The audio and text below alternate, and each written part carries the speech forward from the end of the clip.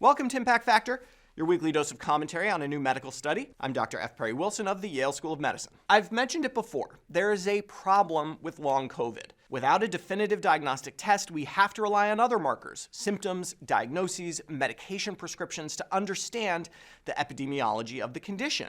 But with so many potential long COVID symptoms, from shortness of breath to palpitations, brain fog to depression, it's inevitable that we may believe someone has long COVID when in fact they would have developed those symptoms regardless of prior COVID infection. It's for this reason that different studies estimate dramatically different risks of long COVID, ranging from a few percentage points to as high as 50%. But a new study looking at long COVID in kids is instructive. It's how this research needs to be done.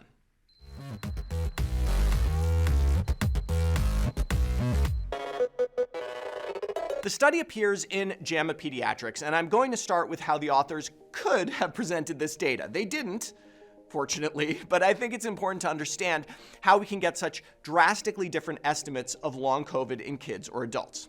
So this is a huge cohort study leveraging the electronic health record data of more than 500,000 kids from around the US. Of the 59,893 kids in the study who tested positive for COVID, this is before October 2021, so before the home testing boom, 41.9%, almost half, had a symptom, sign, or medication suggestive of long COVID in the 28 to 180 days after that positive COVID test.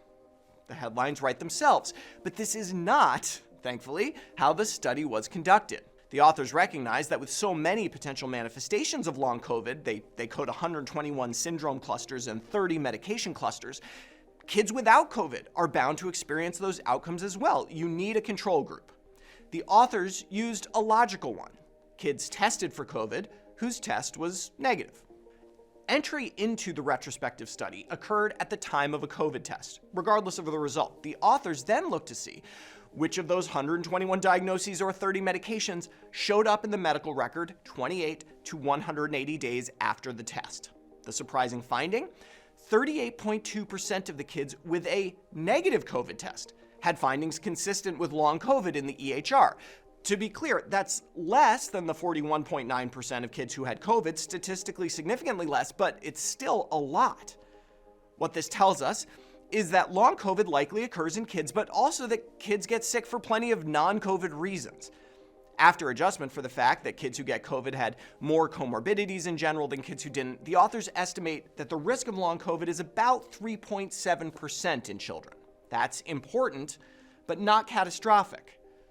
But just to reiterate the central finding here, almost half of kids with COVID will have some symptom in the 1 to 6 months after their diagnosis, but so will kids without COVID. Kids get sick. Where this study shines, though, is finding those specific symptoms and signs that are uniquely prevalent in kids with COVID. These are the things that, when we think about long COVID, we should really be looking for. I'm highlighting some of the interesting ones here. Kids with COVID were about twice as likely as kids without COVID to have loss of taste or smell after recovery. They were about 50% more likely to have hair loss. We should note that these are both conditions that are pretty darn rare in kids in general.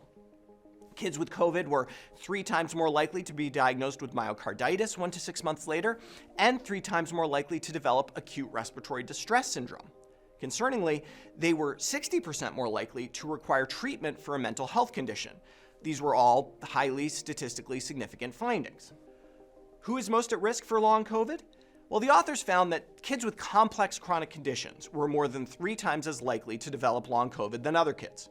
By age, 5 to 11-year-olds had the lowest risk. Encouragingly, the risk seems to be decreasing as the pandemic winds on.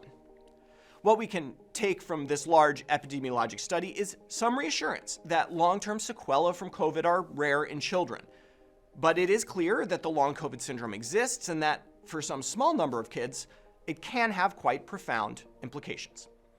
For Medscape, I'm Perry Wilson.